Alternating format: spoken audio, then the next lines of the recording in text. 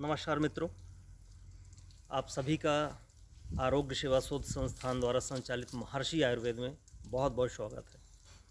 मित्रों, आज का दिन बहुत ही खास और बहुत ही विशेष है। स्वास्थ्य की दृष्टि से तो और भी ज़्यादा खास है। क्यों खास है?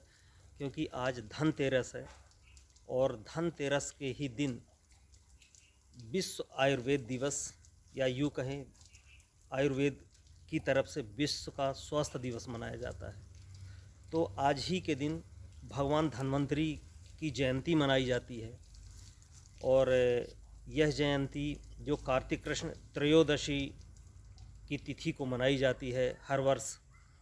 तो इसमें जो हमारे धन्वंतरी देव थे, जो आयुर्वेद के देवता माने जाते हैं, जिन्होंने लगभग 1 लाख से ज़्यादा औषधियों की खोज की, औषधियों के जनक माने जाते हैं, तो उनकी आज जयंती है, इसलिए भी खास है। और कहते हैं कि ये जो धन संपदा है, वैभव है, यह बिना स्वास्थ्य के कुछ भी नहीं है, ये मिट्टी समान है। तो इसमें एक कहावत भी है कि पहला सुख निरोगी काया, दूजा हो घर में माया, तीजा हो सुलक्षणा नारी और चौथा पुत्र हो आज्ञाकारी। जिसमें पहला सुख स्वस्थ शरीर निरोगी काया को ही कहा गया है, क्योंकि इसके बिना हमारे और ऋषि मुनि जो थे उन्होंने भी यह भांप लिया था कि यह धन संपदा वैभव जो भी है, ऐश्वर्य, ये सब कुछ व्यर्थ है बिना स्वास्थ्य के। तो पहला जो है हमारे जीवन में सबसे महत्वपूर्ण चीज़ है, वो है हमारा स्वास्थ्य। तो जो हमारे स्वास्थ्य के और आयुर्वेद के आरोग्य के हमारे देवता है धन्वंतरी जी, आज उनकी जयंती है। धन्वंतरी जी को हम सभी सादर प्रणाम करते हैं। उन्हीं के आशीर्वाद से हम सभी का स्वास्थ्य अच्छा बना रहे, हम ऐसी आशा करते हैं। और ये जो आयुर्वेद की उत्पत्ति हुई, आइए हम जानते हैं कि आयुर्वेद की उत्पत्ति कैसे हुई। आयुर्वेद की उत्पत्ति कहते हैं कि सबसे पहले ब्रह्मा जी ने इसकी रचना की, एक ग्रंथ बनाया जिसमें लगभग 1 लाख से ज़्यादा श्लोक उन्होंने लिखे। तो ब्रह्मा जी ने जब इस ग्रंथ की रचना की तो इसकी जो जानकारी है सबसे पहले उन्होंने अश्विनी कुमारों को दी, जो अश्विनी कुमार थे। उसके बाद अश्विनी कुमारों से यह जानकारी इंद्र को मिली, इसका ज्ञान इंद्र जी को मिला। उसके बाद फिर धन्वंतरी जी को इंद्र जी ने यह सिखाया और धन्वंतरी देव ने फिर सुश्रुत जो हमारे ऋषि मुनि थे, सबसे पहले ऋषि मुनि में हमारे सुश्रुत आते हैं जिनको धन्वंतरी जी ने सिखाया था। और सुश्रुत वैसे भी विश्व के पहले शल्य चिकित्सक थे, शल्य चिकित्सक से सुश्रुत ऋषि, और जिनको काशी में स्थापित पहला आयुर्वेदिक जो विद्यालय था, आयुर्वेदिक विद्यालय था, उसके जो प्रिंसिपल प्रधानाचार्य बनाया गया था वो सुश्रुत ऋषि को ही बनाया गया था। तो ये इसकी गहरी जानकारी हमारे आयुर्वेद के जो ग्रंथ हैं उनमें ऐसा लिखा है, ऐसा हम मानते आ रहे हैं। तो आज धन्वंतरी जी की जयंती है, तो हम चाहते हैं कि आप सभी लोग स्वस्थ रहें। और आज धनतेरस है और इस धनतेरस में धन की पूजा होती है। आज जो मुहूर्त हमारे होते हैं, तो आज के मुहूर्त में पीली वस्तु जो होती है, जैसे पीतल हो गया और सोना हो गया, इसे खरीदने में शुभ मुहूर्त में यदि इन्हें खरीदते हैं तो धन की वृद्धि होती है, अच्छे स्वास्थ्य की वृद्धि होती है। इसीलिए पहले के समय में जो खाना बनाने का चलन था, पुराने समय में, वो पीली धातुओं में ही ज़्यादा खाना बनाने का चलन था। इसीलिए बड़ी बड़ी शादी समारोह में पीतल के जो बर्तन होते थे और घड़े होते थे, उनमें ज़्यादातर खाना पकाया जाता था। हुंडियाँ हुआ करती थी उनमें, लेकिन आज यह अब धीरे धीरे देखने को बिल्कुल नहीं मिल रहा। ये जो हमारे बर्तन थे पहले, उनका स्थान, पहले तो सोने चांदी के बर्तन में भी खाते थे, तो स्वास्थ्य की दृष्टि से वो भी बहुत महत्वपूर्ण थे। अलग अलग जो मौसम होते, हर मौसम में अलग अलग धातुओं में खाना खाने का प्रचलन था।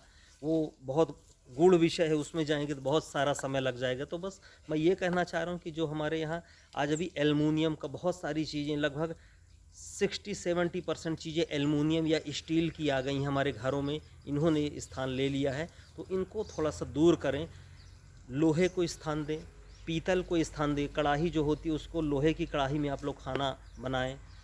तो इससे आयरन की कमी नहीं होती। इसी तरह पीतल के बर्तनों में खाना खाने से जो और भी अष्ट धातु जो होती हैं उनके बर्तनों में खाना खाने से स्वास्थ्य की वृद्धि होती है, अच्छा हमें स्वास्थ्य लाभ मिलता है। इसीलिए आप लोगों ने देखा होगा कि पीतल के और तांबे के बर्तनों का उपयोग मंदिर में जितने भी भगवान को भोग आदि प्रसाद लगाया जाता है वह सब पीतल, चांदी, सोने इनके बर्तनों मतलब इन धातुओं से बने बर्तनों का उपयोग आज भी हो रहा है। तो क्यों ना हम अपने जीवन में भी इन बर्तनों का, इन धातुओं को स्थान दें। इनका आयुर्वेद में बहुत महत्व है।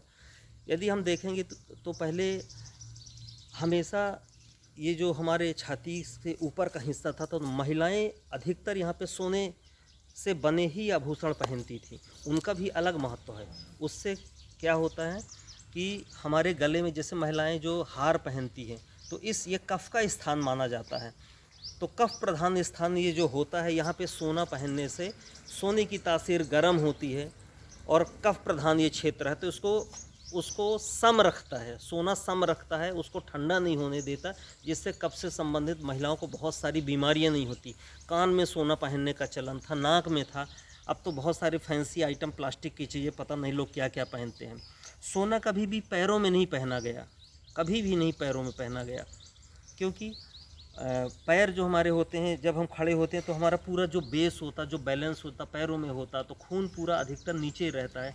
तो चांदी के हमेशा पायल वगैरह जो भी मोटे मोटे कड़े हमारे बुज़ुर्ग जो दादियाँ थीं, नानी लोग थीं, और भी आज हम देखते हैं सुदूर गांव क्षेत्रों में देखते हैं कि बहुत सारे मोटे मोटे कड़े पैर में आज भी पहन के रखती हैं। उसका भी स्वास्थ्य से बहुत ज़्यादा गहरा रिश्ता है। चांदी की तासीर ठंडी होती है और पैरों में तलवों में जलन ना हो, इसके कारण वो चांदी जो है पैरों में पहनी जाती थी। ऐसे बहुत सारे नियम हैं जो कि पुराने हमारे पूर्वजों ने, ऋषि मुनियों ने हमारे स्वास्थ्य को देखते हुए ऐसे नियम बनाए थे। तो आप लोग भी पुराने नियमों के हिसाब से यदि चलेंगे तो आप लोग स्वस्थ रहेंगे। हम चाहते हैं कि भगवान धन्वंतरी जी आप सभी को स्वस्थ जीवन प्रदान करें और सद्बुद्धि दें कि आप लोग ये नवाचार जो हो रहा, बहुत सारी नई नई चीज़ें हो रही, प्लास्टिक को हम बहुत सारा स्थान दे रहे हैं अपने घरों में, प्लास्टिक के बर्तनों में गरम गरम खाना डालते हैं, उसमें बहुत सारे केमिकल से रिलीज़ होते हैं, तो कृपया इनको बंद करें। तो आज हमारा सिर्फ टॉपिक यही था कि जो भगवान धन्वंतरी जी की आज जयंती है, उनका जन्म है, तो उनका जो जीवन का उद्देश्य था उसको हम सफल बनाएं। और ऐसा कहते हैं कि जब समुद्र मंथन हुआ था तो जो अमृत कलश लेके निकले थे भगवान धन्वंतरी भगवान ही लेके निकले थे, और जब भगवान शंकर जी ने विष पान किया था तो उनको जो जलन होने लगी थी तो इन्होंने अमृत उनको पिलाया था, तब उसकी वेदना शांत हुई थी। और इसलिए इनको आयुर्वेद का देवता कहा जाता है। और हम चाहते हैं कि आप अपने जीवन में आयुर्वेद को स्थान दें, महत्व दें। और हमारा जो संस्थान है महर्षि आयुर्वेद, ये पिछले 60 सालों से आप सभी की सेवा में है। हमारे दादाजी जो है नाड़ी वैद्य, खानदानी नाड़ी वैद्य पंडित राम अभिलाष मिश्रा जी, और जो कि अभी 95 ईयर के हो चुके हैं, 95 साल के अभी भी हैं, स्वस्थ हैं पूरी तरह से।